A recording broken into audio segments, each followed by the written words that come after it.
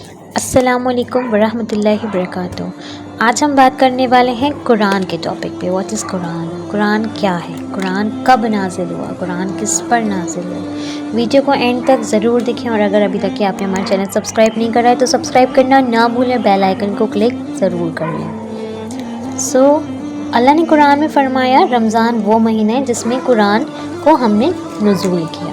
कुरान के आयत नंबर 185, सूरह बकरा आयत नंबर 185। रमज़ान के महीने में कुरान कब नाजिल हुआ? उसका ताल्लुक़ है सूरह कद्र में। अल्लाह ने फरमाया हमने इस कुरान को शब कद्र में नाजिल किया। कुरान 97:1, इन्ना अंज़लनाहु फ़ी लैलतुल क़द्र।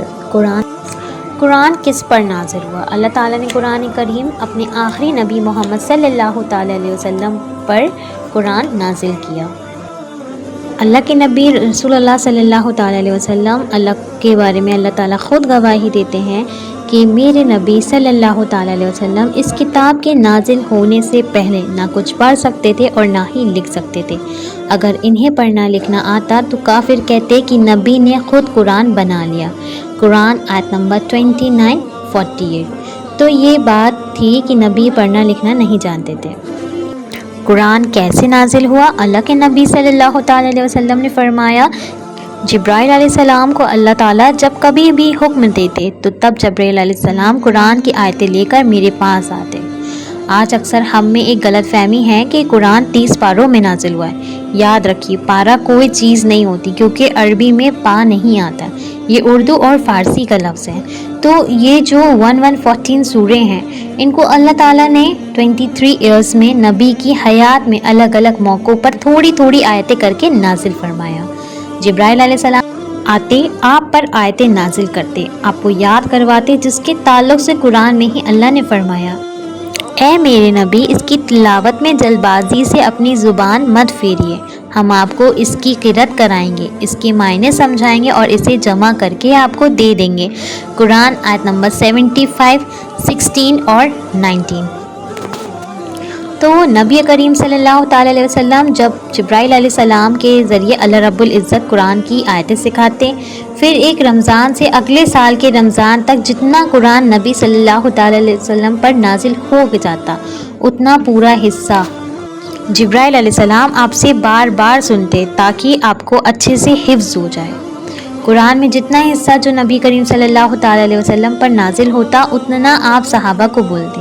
सहाबा उनके ज़माने में जो कुछ भी लिखने के लिए मटेरियल्स हुआ करते थे उन पर वो आयतें लिख लेते, जैसे पत्थर पर, खजूर के दरख्तों के पत्तों पर, जिस तरह भी लिख सकते थे लिख लिया करते और उसे अपने घरों में महफूज रखते थे। इस तरह अलग अलग मौक़ों पर कुरान नाजिल हुआ।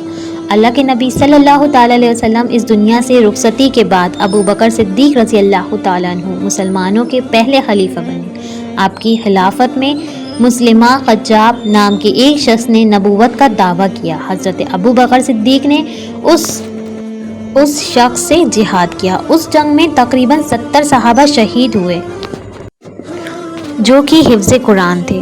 तो हज़रत उमर रज़ी अल्लाह ताला अन्हु हज़रत अबू बकर सिद्दीक़ रज़ी अल्लाह ताला अन्हु के पास आए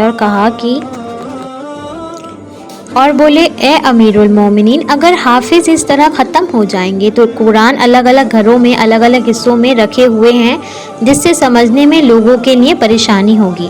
लिहाजा हम एक काम करते हैं, आप सबसे कहिए कि जो भी कुरान का हिस्सा उन्होंने लिखा था वो पूरा लाएं। हम हिफ्ज़ कुरान को बैठाएंगे, पूरे औराक को तरतीब से जमा करके एक जगह सी देंगे।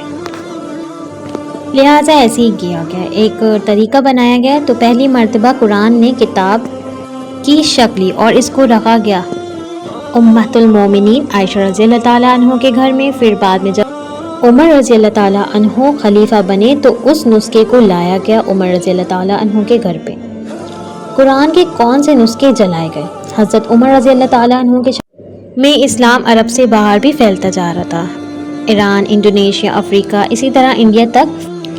इसी दौरान जो गैर अरबी लोग थे, चूँकि अरब उनकी मादरी ज़ुबान मदर टंग नहीं थी, लिहाजा क़िरात करने में गलतियां कर रहे थे और अपनी क़िरात के हिसाब से जैसा चाहे लिख रहे थे।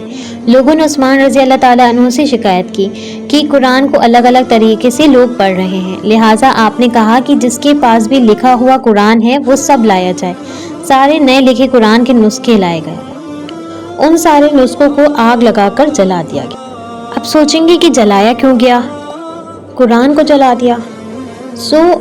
جلایا اس لیے گیا کیونکہ پیارے نبی صلی اللہ تعالیٰ علیہ وسلم کا حکم ہے، جو نیو نسخے تھے ان ساری کاپیز کو قرآن کی جلا دیا گیا، پھر جو پرانی کاپیز تھیں ان کو نکالا گیا، کاپیز جو کہ حضرت عمر رضی اللہ تعالیٰ عنہ کے مشورے سے بنائی گئی تھی۔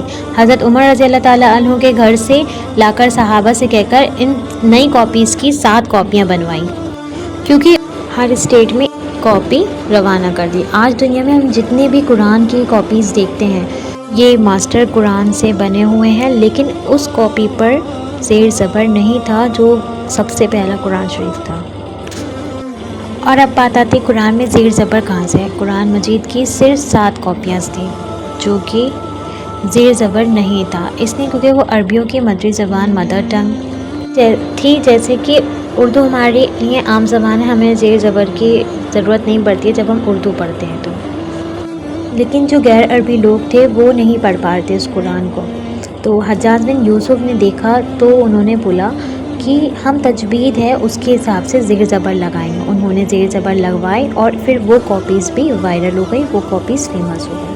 لیکن جو تجوید اور قرأت ہے یہ بالکل اسی سے ہو بہو ملتے جلتے ہیں جو حضرت عثمان رضی اللہ تعالیٰ عنہ کے زمانے میں تھے۔ الحمدللہ پوری دنیا میں قرآن ایک ایسی واحد کتاب ہے جس کے 4 سال کے بچے سے لے کر 100 سال کے بزرگ بھی پورا حفظ کر لیتے ہیں۔ اس میں اللہ رب العزت کی نصیحتیں رکھی ہیں ان لوگوں کے لیے جو عقل رکھتے ہیں، جس سے کہ اللہ نے قرآن میں فرمایا اے نبی صلی اللہ تعالی وسلم یہ مبارک کتاب ہے جسے ہم نے آپ کی طرف اس لیے نازل کیا کہ لوگ اس کی آیتوں پر غور کریں اور عقل مند اس سے نصیحت کریں۔ سورہ 7 آیت نمبر 38-29۔ اگر قرآن کو کوئی شخص اسے انسانوں کی منمانی لکھی ہوئی کتاب کہتا ہے تو اسے چاہیے کہ اس طرح کے سورے بنا لے دے یا پھر اس میں ایسی کوئی بھی 2 آیتیں دکھا دے جو آپس میں ٹکراتی ہیں۔ الحمدللہ آج پوری دنیا میں سب سے تیزی سے پھیلنے والا کوئی دین ہے تو وہ ہے اسلام، کیونکہ لوگ سکون کی تلاش میں قرآن کی طرف آ جاتے ہیں، اللہ کے فضل سے ہدایت پا رہے ہیں۔